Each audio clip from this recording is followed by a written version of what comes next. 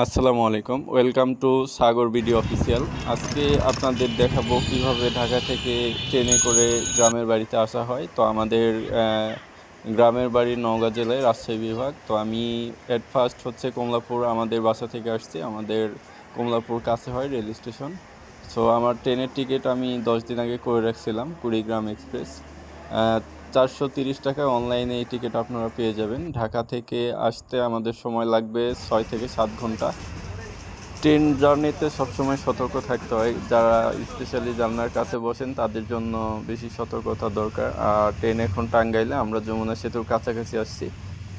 অবশেষে ট্রেন থেকে নেমে গ্রামের পথে আমরা চলে আসছি। এইটা আমাদের গ্রামের রাস্তা, খুবই সুন্দর। দুই পাশে সবুজ পরিবেশ। এখন আমাদের এলাকায় ধান লাগানোর সিজন, হয়তো কিছুদিন পর থেকে শুরু হবে। আর বেশ কিছু পিকচার আমি আপনাদেরকে আমাদের গ্রামের কিছু চিত্র তুলে ধরতেছি, আপনারা দেখতে থাকুন, সাথেই থাকুন।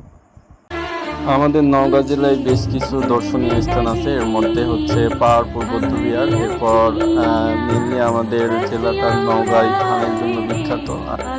আমাদের 5 টাকার নোটের মধ্যে যে মসজিদের ছবি, সেটা আমাদের নওগাঁ জেলায় অবস্থিত। ধন্যবাদ।